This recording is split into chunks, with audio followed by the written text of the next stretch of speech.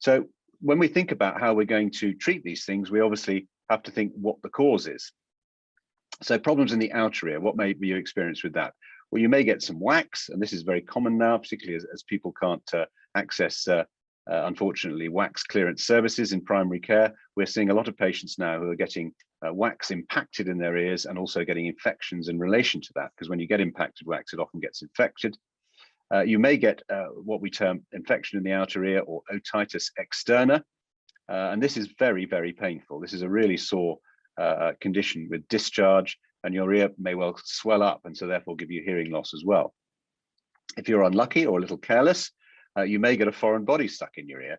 And as adults, we often see people with hearing aid molds that have snapped off or come off, or if you're trying to remove your wax with a cotton bud, which is probably not the best thing to do, you may get your cotton bud stuck in your ear, and these are things we often fish out. There's all sorts of things we also fish out in children, but we won't go to that today. Problems in the middle ear are often related to that problem with that tube I mentioned at the back of your nose, the eustachian tube, which may, for some reason, not work as well as it should. And we term this eustachian tube dysfunction. This has been traditionally a condition that's been very difficult to treat, actually. But we have this new treatment now called balloon eustachian tuboplasty, which is a quite exciting new development. And I'll show you a little video of that in a minute, to actually help that along, and really has beneficial results for people with this condition, which is very irritating, giving you a feeling of muffled hearing and sometimes popping and cracking in your ears, which a bit like you get when you've had a cold and before it sort of gets better. If that gets worse, and I've mentioned in children, it can happen more commonly in adults, but it also happens in adults, you may get actually fluid behind the eardrum in that middle ear, so-called glue ear. And this is effectively just mucus in the middle ear that can't get out because the eustachian tube, that only way out of the middle ear is via the eustachian tube. If that's not working, the mucus just gets stuck. And so you get glue ear. And again, this gives you a very muffled sensation with your hearing and can be very irritating. If that's the case, you may need the insertion of a grommet. And I'll show you a little video on that in a second, which is a very simple and easy way to clear this up.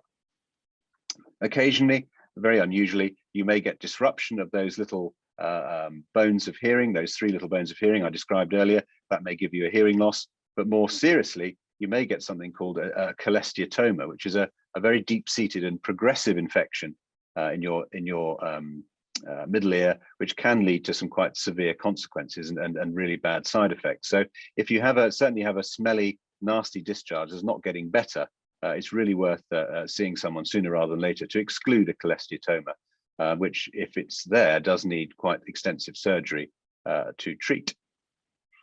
Lastly, of course, problems in the inner ear, and this is more related to hearing loss and tinnitus. Clearly, the cochlea is your main sort of sensory organ as far as hearing is concerned, and if you get, for some reason, problems in there, you may well get some hearing loss and tinnitus in particular, but also balance problems as well. The issues that we see most of generally are age-related hearing loss. Unfortunately, we all lose our higher frequency hearing as we get older, and this is termed presbyacusis. And once diagnosed by a hearing test, which we can obviously do for you here at Benenden, we can offer you, or we can suggest you get some hearing aids for that. We don't actually offer hearing aids here, but it's certainly something that we can recommend for you elsewhere.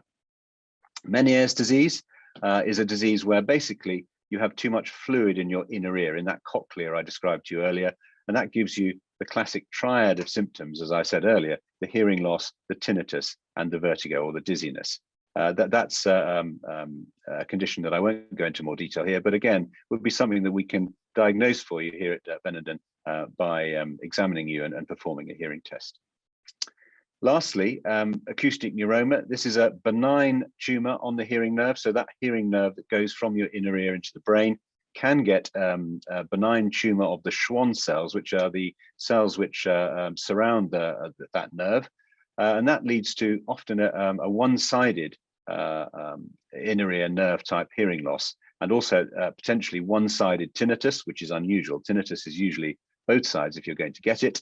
So one-sided tinnitus is something to be aware of, and hearing loss. So if you get one-sided hearing loss, one-sided tinnitus, and some dizziness, we would certainly perform what's called an MRI scan of your inner ear and your balance and hearing nerve and your brain to check that you haven't got one of these vestibular schwannomas. And we do pick them up every now and again. I mean, from the people that we see with those one-sided symptoms, about 1 in 1,000 will have a vestibular schwannoma. So it's very unusual, but we do pick them up from now and again, and we do an MRI scan to put your mind at rest in any case.